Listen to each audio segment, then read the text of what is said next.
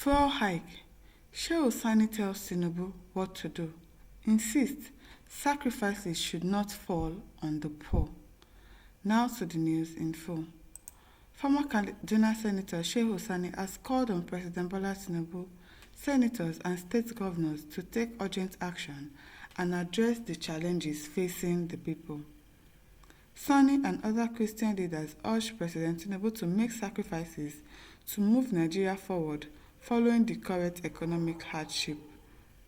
Sani spoke in Kaduna on Wednesday, October 9, as the NNPC announced a new price of petrol, throwing the nation and its people into frenzy.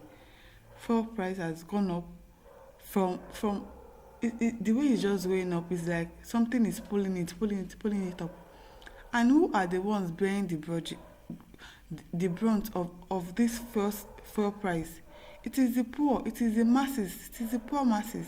How do they expect us to afford the price of fuel that they are increasing every market day? How? If fuel prices go up, it affects every other thing in the country. It affects food, it affects transportation, it affects the price of things in the market. So how do they expect us to survive? Yet there are no jobs. The people's salary is not going up. It's not as if as the price of fuel is going up, companies are increasing the salary of their staff. No, they are not. Even the minimum wage, it has not been increased up until now. So how do they expect people to survive? People are already going to start stealing again, going to people's houses to steal. Is that what they want? Is that what they want? Making life unbearable for people just because you remove subsidy and they have told you to return this thing, you refused. The prices is killing. It's getting too much. It's getting hard. Things are getting so hard. We are a nation of 224 million people and we cannot ignore the serious economic challenges facing the masses. The president, ministers, governors, senators and those in authority must lead by making sacrifices to move the nation forward, Sani emphasized. I understand the sacrifices he's telling them to make. Cut your wardrobe allowances, all the allowances you are collecting just to go and sit down and talk, or just say because you are a minister and doing nothing. All these ministers, everything that they are not doing anything, and yet they are collecting millions of naira, making billions of naira in that place just because they are senators, they are ministers, they are House of Representatives, doing nothing. They're just doing nothing. Instead of them to cut the prices of what they are, of their lifestyle, cut their lifestyle short. It is the masses that is suffering for it. Can NNPC dictate price for Dangote? NLC calls for mass action over price hack. What Shehu Sani is saying should be looked into really, because it is getting out of hand. It is really getting out of hand. Godfrey said instead of the price to go down, it is going up after landing cost is no more. Our leaders are the greatest and best economists in the world. How? The price just keeps skyrocketing, making things hard for people. They should really please help us. It is getting too much. They are not feeling this thing. They don't even know where they are selling from. Their own is just to drop money and everything is going well for them. But what about other people? What about the masses? What about the people of your country that you are supposed to help, that you are supposed to serve? You are making life unbearable for people.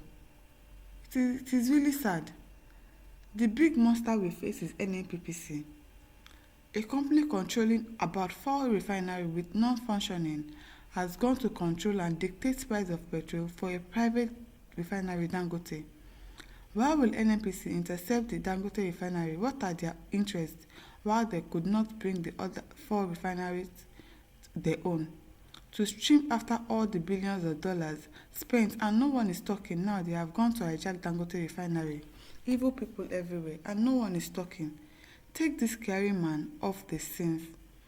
Well, you won't be surprised if our president is the one controlling NNPPC, or even Wiki, or who knows. Because why would NNPC want to hijack Dangote refinery? This man built his refinery. Even though you people borrowed the money, he is the one that built it. So why are you trying to hijack it and telling him how much to sell his fuel? If it is not because of selfish reasons, if it is not because the person that owns NNPC has presidential backing or has the state backing or anything, because this thing is getting too much. Ogunleye Temitope says the hardship on the citizens must be reduced by the president. Hunger and anger are twin bedfellows. Exactly. It will get to a point that the people of Nigerians will not be able to take this thing any longer. And the way they are going, it will come very, very soon. This thing is getting too much. How can I buy fuel 1,065 naira for 1 liter? So how much am I supposed to buy that will fuel my generator? How much am I supposed to buy that I will put in my car that will take me to work and bring me back? How much? The price is too much. It is too much. It is too much. They need to do something about it, and they need to do something about it very fast before people start to destroy things, start killing people, start robbing people. Because if it gets to a point that you are hungry, you start doing things that you are not supposed to do. Musa James said, in all this scenario of hike in prices of fuel, it is the poor masses that is carrying the brunt. All the politicians got everything for free. Yes, they don't know how much fuel price is. Once it increases, it is none of their business because they are not indirectly affected. They are not affected by the cost of everything that is going up in the country. Please, they should help us. One thing I got to find out about Tinubu and his agents is this. Whenever they inflict hardship on citizens, he will check if the people are still alive. And when he finds out that people are still alive, he increases the hardship. Exactly, because Nigerians, we can adapt to anything. Oh my God. If we complain and complain today, before the day ends, everybody has moved on like nothing happened. And so these people are like, okay, these people, they are really enjoying this thing that we are throwing at them. They are facing this hardship that we are throwing at them like a boss. And then they do something else again.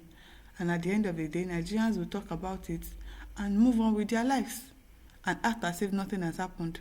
They've increased the fuel prices before, they've increased it again now. Everybody will talk and complain. Before tomorrow, life will continue as if nothing has happened. But all these things, people, if you keep bearing things, keep taking things, it will get to a point that you will not be able to take it anymore and you will voice out. So Mr. President should be careful before people would come and there will be serious war in the country. My listeners, over to you. Leave your thoughts in the comment section. Do not forget to like, to share, and to subscribe to our YouTube channel. Thank you for listening. See you some other time. Bye.